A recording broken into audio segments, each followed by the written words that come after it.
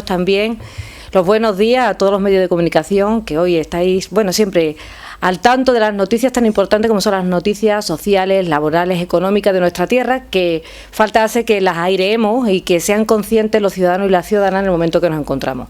Bueno, estamos a las puertas del 1 de mayo. Yo creo que, si no es así, Nuria, tú me corriges, creo que es el momento más importante del movimiento sindical de clase organizado y de la alta, y además que representamos entre las dos más del 80% de la clase trabajadora de este país y de esta comunidad autónoma, que por cierto, que ahora estamos en momentos electoralistas, que los políticos estaban prometiendo muchas cosas, también meten la pata y tela, con el hecho de querer ganar una serie de votos, No hay que ver nada más que a Doñana, las meteduras de pata que se hacen en los momentos que nos encontramos, pero nosotros los sindicatos de clase nos presentamos todos los días del año, como dice la sevillana, ahora que estamos a la puerta de la feria, a las elecciones sindicales en los centros de trabajo, tanto de la empresa privada como de la empresa pública. Y bien, subir salarios, bajar precios, repartir beneficios. Yo creo que el lema lo dice todo, pero llevamos ya, no solamente este 1 de mayo, llevamos bastante tiempo hablando de que hay que subir los salarios y que desde luego estamos avisando de que esta inflación no venía para ser algo coyuntural, sino que por desgracia se está convirtiendo en algo estructural. Esta espiral inflacionista que lo que ha hecho nada más y nada menos que empobrecer a las familias andaluzas y a la clase trabajadora en su conjunto. Mientras que, por cierto, los principales bancos, las principales cadenas de alimentación, las compañías eléctricas, dicen a bombo y platillo, y sin ningún tipo de vergüenza, dicen cuántos han sido sus beneficios. Lo vamos a recordar, que yo creo que es importante. Eso, cuando veáis la nómina este mes, pues nos acordamos que, por ejemplo, CaixaBank ha tenido 3.100 millones de beneficios, BBVA 6.400 millones, Santander 9.600 millones de beneficios, Iberdrola 4.300 millones y Endesa 2.400 millones de beneficios. Eso para cuando llegue la nómina. Mientras tanto, en Andalucía tenemos el drama de 770.000 personas que están en situación de paro, personas que quieren trabajar pero que no encuentran un trabajo digno que pueda tener un proyecto de vida para él, ella o su familia. Estos son los datos de la última EPA. Estaremos atentos porque dentro de poco conoceremos la EPA del primer trimestre de este año y podremos analizar no solamente cómo ha ido evolucionando el mercado laboral andaluz, sino también qué impacto ha tenido la reforma laboral, esa nueva reforma que ustedes saben que fueron pactadas fruto del diálogo social. Bien, la inflación nos continúa ahogando. Ya se ha dicho antes aquí, el año pasado teníamos hasta 2 dígitos, llegamos hasta un 11%. Y es curioso que en Andalucía tenemos actualmente un 3,9% de inflación, de IPC, mientras que en España es del 3,3%. Siempre la diferencia es de 5 o 6 décimas. Curiosamente, en Andalucía, donde los salarios promedios son los más bajos del país. Es decir, que el gap, la brecha, es mucho mayor en esta tierra que en otra comunidad autónoma. Y acordaros, yo creo que ustedes se acuerdan también, de que el Banco Central Europeo nos dijo que cuando llegara la inflación al 2%, teníamos que atarnos el cinturón. Pues bien, el 2% hace mucho tiempo, no sé si recordáis cuándo fue la última vez que tuvimos un 2% de tasa de inflación, muy lejano a ese 3,9%. Por eso, desde UGT y comisiones, desde comisiones y UGT, vamos a seguir peleando por defender el empleo de calidad, los derechos salariales y laborales de la clase trabajadora. Y es verdad, pedimos subidas justas viendo los beneficios empresariales que antes he dicho que, por cierto, son un ejemplo, porque la repercusión del coste de la energía, de los productos, de la falta de componentes, de la excusa de esa barbaridad que todavía no nos podemos acostumbrar a que haya gente que esté muriendo en una guerra, en un conflicto bélico. No nos acostumbremos, por favor. Sigue ahí muriendo, ahí a las puertas de Europa, siguen en una guerra como todas, sin razón, injusta, y sobre todo la actitud del señor Putin, ¿no? Tenemos cómo se ha visto que la inflación coyuntural no va a ser, parece ser más estructural, pero la que más nos preocupa es la subyacente. La subyacente es la estructural, la que afecta a la cesta de la compra. Los alimentos se han encarecido un 17,4% y no dejan de aumentar, de media. Los combustibles un 39,4% y la calefacción, el alumbrado y la distribución de agua un 73%. Hagan ustedes las cuentas, es fácil. Estas son las gallinas que entran por las que salen y están saliendo muchas más de las que están entrando. Por lo tanto, el presupuesto familiar, mire usted cómo se queda. Mientras que el salario medio, el incremento ponderado medio, fuentes del Consejo Andaluz de Relaciones Laborales es del 2,63% de subida. Y menos de un 22% de los convenios que se firman en esta tierra tienen cláusula de revisión salarial. Por eso le pedimos a la clase política y a los empresarios, clase política y empresarios, que las personas deben estar en el centro de las políticas y de todas las acciones. Miren, cuando se ha hecho eso, ha dado buen resultado. El nuevo fleco, y digo fleco porque era muy importante, de la nueva ley de pensiones, porque lo que conseguimos en una primera fase fue la derogación de la ley de pensiones de 2013 de Mariano Rajoy. En esa primera tacada, gracias al empuje de estos dos sindicatos, pudimos derogar el factor de sostenibilidad y el índice de revalorización de las pensiones. Ahora ya no es el 0,25, ya es el coste que tiene la vida, es el IPC. Hoy algunos se echan las manos a la cabeza, parece que un jubilado y una jubilada no tiene derecho a tener una pensión digna, sobre todo jubiladas, que tenemos una brecha nada menos de un 30% en las pensiones de jubilidad, 30%. La segunda parte tiene más que ver con la sostenibilidad del sistema, que sea sostenible como hito hasta el 2050. ¿Y por qué el 2050? Porque muchos de los que estamos aquí somos de la generación del baby boom, que cuando nos jubilemos vamos a pasar de 9 millones a 15 millones. Yo soy más joven que tú, pues más vieja que tú. Yo soy 10 años más vieja que tú, con lo cual yo me jubilaré antes. Pero es curioso, ¿no? Si lo pensamos y lo analizamos. ¿Por qué? Haciendo una reflexión, ¿por qué tenemos que estar siempre con algo tan serio como es la reforma del sistema público de pensiones, subrayo público? Siempre tenemos que estar pensando qué gobierno llegará, si va a destruir, y lo digo bien, destruir, porque ya hemos escuchado campanas que si determinados partidos gobiernan en España, van a echar para atrás todas estas leyes progresistas. ¿Y por qué tenemos que estar con esa incertidumbre, la clase trabajadora? ¿Por qué tenemos que estar con esa incertidumbre cuando gracias al empuje de una etapa de unos trabajadores y de unas trabajadoras en España pudimos llegar a tener el estado de bienestar del cual tenemos que defenderlo con uñas y dientes? Y ya saben por dónde voy. Los sindicatos de clase tenemos nuestra arma magnífica, que es la negociación colectiva. Y gracias a esa reforma, Nuria, que llamaban reformita, algunos la han llamado reformita, pudimos recuperar la ultraactividad, que eso permite que el paraguas del convenio, aunque ya esté caducado, pueda seguir protegiendo a los trabajadores y a la trabajadora. Eso aparte de que existe un bloqueo de ese quinto acuerdo para el empleo y la negociación colectiva que se negocia en Madrid con carácter bipartito con la patronal, la COE y con las confederaciones de comisiones obreras y de UGT. No quieren oír hablar de esto. No quieren oír hablar, no quieren ni sentarse. Digan ellos lo que digan, porque una vez dijimos esto y decían, sí, nosotros nos queremos sentar. Pues siéntense, oiga, ¿qué problema hay? Empiecen a negociar. La negociación, siempre sabemos que tenemos que ceder a las dos partes, pero siéntense a negociar, que no quieren sentarse. Pero tenemos que decir que la negociación colectiva en Andalucía ya se va recuperando, porque hemos tenido el lastre de la pandemia, donde saben que tuvimos 500.000 andaluces y andaluzas en situación de ERTE.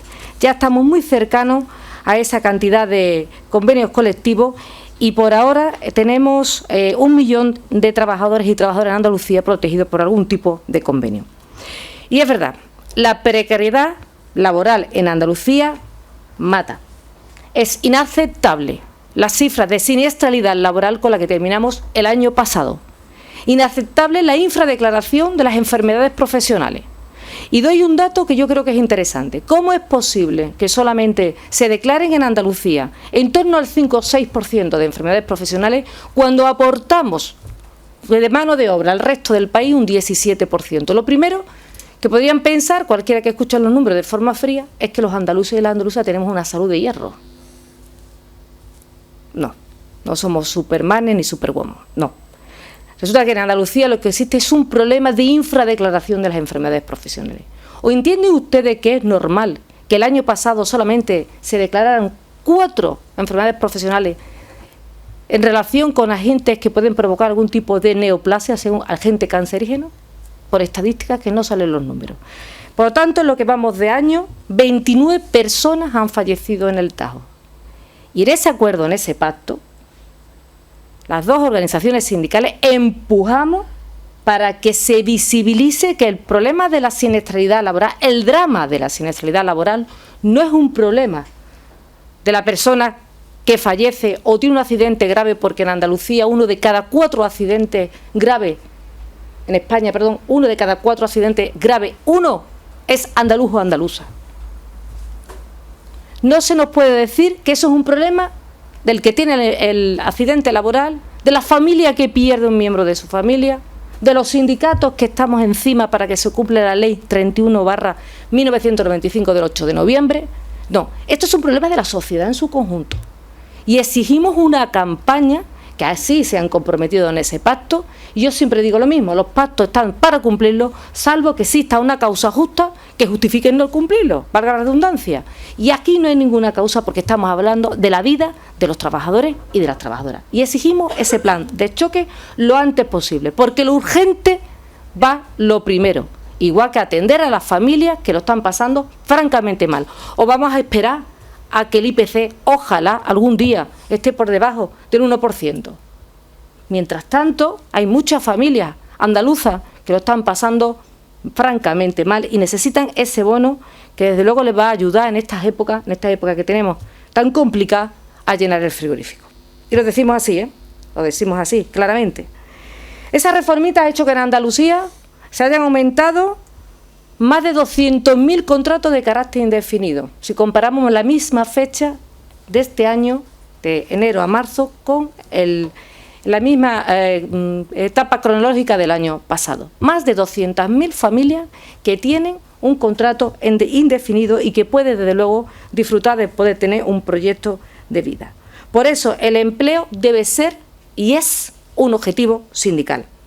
Por eso digo que a falta de conocer la EPA, a ver qué datos nos van a dar, tenemos un 19%, para no mentir, no voy a mentir, no es un 19%, es un 18,98% de tasa de desempleo en Andalucía.